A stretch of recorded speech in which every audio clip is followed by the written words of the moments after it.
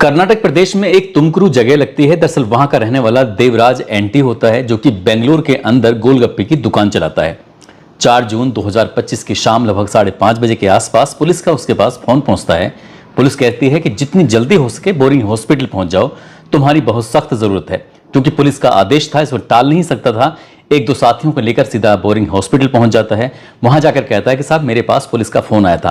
Police वाले कहते हैं कि सीधे मोर्चरी में चले जाओ। मोर्चरी में जाने के बाद वहां देखना कि क्या तुम किसी को जानते हो, पहचानते हो। वो आदमी समझ ही नहीं पा रहा था, देवराज एंटी, कि आखिरकार पुलिस उससे ऐसा क्यों कह रही है। तभी एक सिपाही उसे अपने साथ लेके जाता है मोर्चरी के अंदर। वहां लगभग 11 लाश रखी हुई थी। 11 लाश को दिखाने के बाद वो कहता है कि क्या तुम इनमें से किसी को पहचानते हो।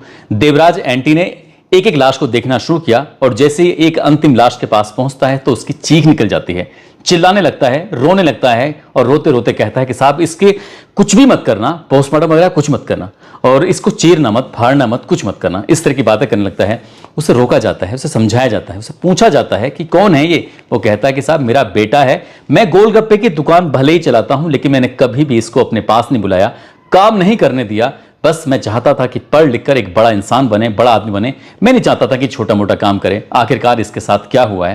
वो रोता हुआ, चीखता हुआ जब ये बात कर रहा था तो पीछे से एक आवाज आती है कि सरकार ने 10 लाख रुपए के मुआवजे की घोषणा भी कर दी है। बस इतना था कि उस गरीब आदमी को इतना गुस्सा आता है और वो गुस्से से कहता है कि मैं आपको 50 लाख रुपए दूंगा, मैं आपको 1 करोड़ रुपए दूंगा, क्या मेरा बेटा तुम वापस ला सकते हो। दरअसल उन 11 लाशों में एक लाश थी मनोज कुमार की। दरअसल वो लाशें 11 की 11 यहां क्यों आई, इसके पीछे की पूरी कहानी क्या है, आज की इस कहानी के माध्यम से ये समझने की, ये जानने की कोशिश करते हैं। आदाब, नमस्कार, सत श्री अकाल। मैं उस्मान सैफी। आज की जो सच्ची घटना मैं आपको सुनाने जा रहा हूं, ये सच्ची घटना शुरू होती है 18 अप्रैल 2008 की ये बात है। कर्नाटक की राजधानी बेंगलुरु में एम चिन्ना स्वामी स्टेडियम में एक मैच खेला जाता है और मैच था 20 ओवर का। जैसे मैच खेला जाता है उसमें 2 टीमें थीं। एक टीम का नाम KKR कोलकाता नाइट राइडर्स, दूसरी RCB यानी कि रॉयल चैलेंजर्स बेंगलुरु। ये 2 टीम होती हैं और टीमों के बीच में कड़ा मुकाबला होता है और कड़े मुकाबले में KKR जीत जाती है और RCB हार जाती है। यानी कि रॉयल चैलेंजर्स बेंगलुरु जब हार जाती है उसके बाद फिर यहां से एक नया ऐसा गेम, ऐसा खेल क्रिकेट में शुरू हुआ था कि कम समय में ज्यादा उसका लुत्फ उठाया जा सके और इसका नाम रखा जाता है IPL, इंडियन प्रीमियर लीग। अब यहां से इसकी शुरुआत होती है। उसके बाद अलग अलग टीमें बनाई जाती हैं और जगह जगह पर ये जब मैच होते हैं तो पूरे देश ही नहीं बल्कि आसपास के मुल्कों के लोग भी जो क्रिकेट को ज़्यादा प्यार करते हैं वो भी इसका लुत्फ लेने लगते हैं। लेकिन धीरे धीरे वक्त आगे ऐसे ही बढ़ने लगता है। RCB जीत नहीं पाती है क्योंकि पहला मैच वो हार जाती है। उसके बाद वक्त आगे बढ़ता है। साल 2009 की ये बात है, वो फाइनल मैच में पहुंच जाती है लेकिन फिर भी हार जाती है। साल 2011 में भी फाइनल पहुंच जाती है, फिर भी ये टीम हार जाती है। साल 2016 में भी पहुंच जाती है और ये टीम RCB फिर भी हार जाती है। बात है 3 जून 2025 की। अहमदाबाद के नरेंद्र मोदी स्टेडियम के अंदर IPL का मैच खेला जा रहा था और ये फाइनल मुकाबला था। और फाइनल मुकाबला था RCB और पंजाब किंग्स के बीच में। दोनों में जब कड़ा मुकाबला था, महज 6 रन से पंजाब किंग्स हार जाती है और RCB जीत जाती है। 18 साल का ये सूखा था और 18 साल के बाद जब ये रॉयल चैलेंजर्स बेंगलुरु जब जीत जाती है तो जाहिर सी बात है, जो इसके टीम के कद्दावर खिलाड़ी हैं, नाम उनका विराट कोहली है, पूरा दुनिया उसको जानती है कि वो कितना बेहतरीन खिलाड़ी है। जैसे ही ट्रॉफी उनके हाथ में आती है बस वो रोने लगते हैं। उनके रोने की जो उनके आंसू जो थे वो सोशल मीडिया के अलग अलग प्लेटफॉर्म पर वायरल होने लगते हैं। साथ ही मीडिया के हर एक जगह हिस्से में, चाहे वो न्यूज चैनल हो, चाहे वो प्रिंट मीडिया हो या फिर रेडियो की हम बात करें, जहां देखो वहां पर RCB की जीत का जश्न मनाया जा रहा था। और जैसे ही जश्न की बात पहुंचती है बेंगलुरु के अंदर तो लोग अपने घरों से, सड़कों से बाहर निकल आते हैं और जहां भी देखो वहां RCB के नारे लग रहे थे। RCB जिंदाबाद, RCB RCB, इस तरह के नारे लग रहे थे। आखिरकार लोग रात भर झूमते हैं और लगभग 1500 से ज्यादा पुलिस वाले अब सुरक्षा में जुट जाते हैं जगह जगह। कहीं ऐसा ना हो कि कहीं कोई बात ना खराब हो जाए, कहीं कोई अप्रिय घटना ना हो जाए। पुलिस वालों रात भर उनकी खुशी में शामिल होते हैं और कोई अप्रिय घटना से बचने की लगातार कोशिश कर रहे थे। अभी इसी बीच में RCB ने, जो उसकी प्रबंध कमेटी होती है, उसने एक ऐलान कर दिया कि हम एक विक्ट्री जुलूस निकालेंगे और ये विक्ट्री जुलूस बेंगलुरु के अंदर विधान सौधा से लगभग 1 किलोमीटर एम चिन्ना स्वामी स्टेडियम तक जाएगा। और उन्होंने अपील की कि अगर कोई भी इसमें शामिल होना चाहता है तो तो हमारी जो अपनी एक वेबसाइट है आरसीबी की वेबसाइट, वहां पर आपको बिल्कुल फ्री निःशुल्क पास मिल सकते हैं। आप जाइए, ऑनलाइन आवेदन करिए और उसके बाद फिर हमारे यहाँ पर इस प्रोग्राम में, इस विक्ट्री में, इस खुशी के लम्हों में आप शामिल हो सकते हैं।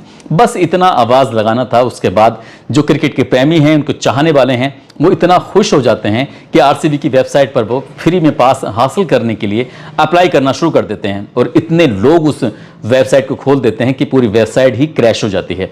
कुछ लोगों को, ये 35,000 की क्षमता वाला स्टेडियम होता है, यहां पर एक स्वागत समारोह था और आरसीबी की टीम के स्वागत के लिए बड़ी अच्छे से इंतजाम वगैरह किए गए थे, लेकिन कहीं ना कहीं पुलिस को यह महसूस होने लगा था कि कुछ ना कुछ गड़बड़ हो जाएगी। ये महसूस इसलिए होने लगा था जैसे कि लोगों को यह जानकारी मिली थी कि लगभग 1 किलोमीटर तक ये विक्ट्री का जुलूस जब निकाला जाएगा तो खिलाड़ी खुली बस के अंदर होंगे, छत पे होंगे, उन्हें हम दूर से देख सकते हैं, उनके साथ फोटो लेने की कोशिश कर सकते हैं, उन्हें अपने कैमरों में कैद कर सकते हैं और ये लम्हा उनकी जिंदगी का यादगार लम्हा हो सकता है। क्योंकि 18 साल के बाद बेंगलुरु में जो खुशी आई थी, लोगों ने ये सोचा उसके बाद चाहे बस हो, ऑटो हो, कार हो, मेट्रो हो या पैदल चल रहे हों या बाइक से चल रहे हों, जैसा जिसका मौका लग रहा था वैसे वैसे लोग इस स्टेडियम की तरफ बढ़ना शुरू कर देते हैं। इतना बढ़ते हैं कि उम्मीद नहीं थी, और जब ये उम्मीद नहीं थी तो पुलिस ने सहज ही अंदाजा लगा लिया था कि कुछ ना कुछ अप्रिय घटना हो सकती है। सीधा आरबीसी टीम के पास जाते हैं, उनकी जो मैनेजमेंट कमेटी होती है, जाकर कहते हैं 4 जून 2025 की सुबह 11:56 के आसपास उनसे कहते हैं कि आप जो ये विक्ट्री जुलूस निकाल रहे हैं, बस इसे आप निकालिए मत, क्योंकि कुछ भी हो सकता है, कोई भी गड़बड़ी हो सकती है। जगह जगह उन्होंने सोशल मीडिया के अलग अलग प्लेटफॉर्म पर यह ऐलान कर दिया कि कोई विक्ट्री जुलूस नहीं निकल रहा है, जिनके पास हैं, जिन्होंने पास हासिल कर लिए हैं, सिर्फ वही स्टेडियम में शामिल हो सकते हैं, ज्यादा भीड़ ना आए। लेकिन देखते ही देखते चाहने वालों को कौन रोक सकता था। खूब कोशिश भी की जाती है, लेकिन धीरे धीरे करके पहले 50,000, फिर 1 लाख, फिर 1.5 लाख, फिर 2 लाख, 2.5 लाख, इस तरह से संख्या लगातार लोगों की बढ़ती चली जा रही थी। पैर रखने की भी जगह नहीं थी, कई कई किलोमीटर तक लोगों की सर ही सर दिखाई दे रहे थे। इसी बीच में आरसीबी की जो टीम होती है वो 1:30 बजे HAL यानी कि हिंदुस्तान एरोनॉटिक्स लिमिटेड एयरपोर्ट पर जाके उतरती है। वहां से बस पकड़ते हैं, लेकिन बस जो होती है वो खुली नहीं होती। इस बस के अंदर बैठा जाता है और विधान सौधा से जाने के लिए बस पकड़ ली जाती है। और आखिरकार जहां भी देखो, जिस गली से देखो, जिस चौराहे से देखो, चाहे रेलवे स्टेशन हो, चाहे वो मेट्रो स्टेशन हो, चाहे वो एयरपोर्ट हो, हर जगह से आरसीबी आरसीबी आरसीबी के नारे लगाए जा रहे थे। लोगों में खुशी का माहौल था। इसी बीच में जो मेट्रो थी वो भर भर के चल रही थी। प्रशासन ने यह आदेश कर दिया कि मेट्रो को कब्बन पार्क में जो स्टेशन है वहां ना रोका जाए, डॉक्टर भीमराव अंबेडकर जो स्टेशन है वहां भी ना रोका जाए, क्योंकि इतनी संख्या लगातार बढ़ रही है, इन्हें आगे उतार दिया जाए। लेकिन उतारने से कोई फायदा नहीं था। लोगों को अच्छा खासा वक्त मिल रहा था और वक्त मिलते मिलते जो स्टेडियम के पास वो पहुंच रहे थे, 3:30 बजे का समय हो जाता है। और जैसे ही स्टेडियम के प्रशासनिक अधिकारी होते हैं, उन लोगों को लगता है कहीं ऐसा ना हो कि संख्या लगातार बढ़ती चली जा रही है। जितने भी गेट होते हैं, हर एक गेट को बंद कर दिया जाता है। अब ऐसी स्थिति में जिनके पास थे वो भी अंदर घुस रहे थे, जिनके पास नहीं थे वो भी अंदर घुसने की कोशिश कर रहे थे। यहीं पर भगदड़ मचनी शुरू हो जाती है। पुलिस ने कंट्रोल करने की कोशिश की, लाठियां भाजने की कोशिश की, लेकिन भीड़ थी कि रुकने का नाम नहीं ले रही थी। अब इतनी भगदड़ मच जाती है कि वहीं पर नाले के ऊपर जो स्लैब होता है वो स्लैब टूटकर नीचे गिर जाता है। कई लड़के, कई युवा ऐसे होते हैं जो उसके अंदर गिर जाते हैं। अब लोग अपनी अपनी जान बचाने की कोशिश कर रहे थे। कोई इधर भाग रहा है तो कोई उधर भाग रहा है, तो कोई पैरों की तरह दबना शुरू हो जाता है, तो कोई अपनी जान बचाने के लिए किसी का दम घुटने लगता है। जहां संख्या लगभग 3 लाख के आसपास की हो और उस स्टेडियम में सिर्फ 35,000 की क्षमता हो, उन्होंने सोच लिया था कि ज्यादा लोग इसके अंदर आएंगे तो दिक्कत खड़ी हो सकती है। 35,000 से थोड़े बहुत ज्यादा चल सकते हैं, लेकिन बहुत ज्यादा नहीं चल सकते, इसलिए उन्होंने गेट को बंद कर दिया था। पुलिस प्रशासन ने पहले ही आगाह किया था, लेकिन आरसीबी से जब ये कहा जाता है तो उन्होंने कहा कि कई खिलाड़ी विदेशी हैं, उनको आज या कल में जाना है, इसलिए हम ये सब नहीं कर सकते, रोक नहीं सकते। वो पुलिस प्रशासन वाले ये कहते हैं कि ये जो जुलूस है, आप एक काम करिए, आने वाले 8 जून को निकाल लीजिएगा। 4 जून को लोगों में बहुत ज्यादा उत्साह है, बहुत ज्यादा लग रहा है कि उन्हें खिलाड़ियों से मिलना चाहिए, बातचीत करनी चाहिए, उन्हें देखना चाहिए, बस आप रुक जाइए। पुलिस की मानी नहीं जाती है और आरसीबी अपना कदम आगे बढ़ा देती है। हालांकि वो जुलूस नहीं निकाला जाता, बस उन्हें डायरेक्ट वहां पहुंचा दिया जाता है, लेकिन फिर भी भीड़ ज्यादा होने की वजह से अब यहां भगदड़ मचती है और देखते ही देखते लगभग 47 लोग घायल हो जाते हैं और 11 लोगों की घटनास्थल पर ही मौत हो जाती है। कम से कम उम्र होती है 13 साल और अधिकतम उम्र 35 साल होती है। जितने भी थे सब युवा थे, टीनेजर थे।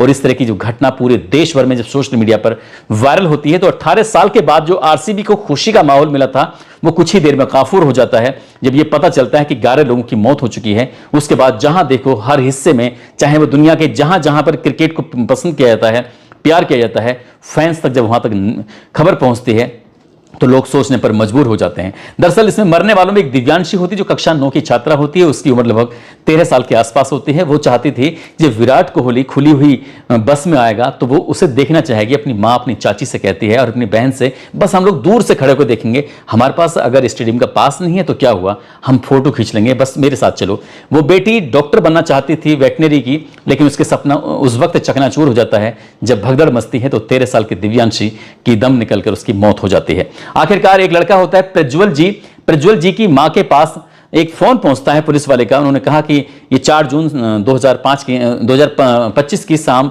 लगभग 5:30 बजे के आसपास का वक्त हो रहा था। वो पूछा जाता है कि क्या आप पवित्रा बात कर रही हैं? बोली जी हाँ, मैं पवित्रा बात कर रही हूँ। आप अपने जो बेटा है उसके बारे में कुछ जानती हैं? वो कहती है मेरा बेटा तो घर के अंदर सो रहा है। जैसी माँ ने जाके बात करा दीजिए, जब पुलिस वाले ने कहा, लेकिन जब जाकर देखा तो कमरे के अंदर था ही नहीं। और उसके बाद फिर पुलिस वाले कहते हैं कि वो वहां नहीं मिलेगा, आपको हॉस्पिटल में आ जाना चाहिए, यहां आकर देखना चाहिए। मां ने अपने बेटे को देखा तो वो कह रही थी कि धोखे से चुपके से वो चलाया, ये क्रिकेट का इतना बड़ा दीवाना है, मैं नहीं जानती थी, अगर वो जानती तो इसे किसी भी कीमत पर आने नहीं देती। वो लड़का प्रज्वल जो कि इंजीनियरिंग की पढ़ाई कर रहा था, वो भी मौत के उस काल के गाल में समा जाता है जहां से कभी वापस लौटकर आ नहीं सकते। ऐसे ही मनोज कुमार होता है जो बीबीए कर रहा है, 20 साल की उम्र होती है। उसके पिताजी पानी पूरी बेचकर अपने परिवार का भरण पोषण कर रहे थे। वो चाहते थे कि बेटा बड़े होकर अच्छी नौकरी हासिल करे और परिवार में जो हम लोग काम करते हैं वो ना करके अच्छे कपड़े पहने, साफ सुथरा इंसान रहे और परिवार का नाम रोशन करे। लेकिन उनके सपने भी काफूर हो जाते हैं। वो भी वहां पर चला जाता है और वो भी भगदड़ का हिस्सा बन जाता है और मारा जाता है। ऐसी भूमिका होती है। भूमिका अपने दोस्तों के साथ आरसीबी की बहुत बड़ी फैन थी और उसी के जश्न में वो शामिल हो जाती है। और उसने अपनी माँ को वीडियो कॉल करके कहा कि माँ देखो कितना खूबसूरत नजारा है, कितने सारे लोग यहाँ पर आए हैं, देखो। जो माँ को वीडियो कॉल करती है, लेकिन वो पता नहीं था कि ये जिंदगी की उसकी आखिरी वीडियो कॉल है, अपनी माँ से आखिरी बातचीत है। वो भी इस भगड़ का हिस्सा बन जाती है और 20 साल की भूमिक भी यहाँ पर मारी जाती है। सुहाना राजेश वो अपने 8 दोस्तों के साथ यहाँ पर आई थी जो मल्टीनेशनल कंपनी में सॉफ्टवेयर इंजीनियर होती है। उसके दोस्त तो बच जाते हैं लेकिन सुहाना राजेश यहाँ पर मारी जाती है। ऐसे ही अक्षिता पाई होती है। अक्षिता पाई पेशे से सीए होती है। उसका पति आशय रंजन होता है। वो दोनों आधे दिन की छुट्टी लेकर आए थे इस जश्न में शामिल होने के लिए।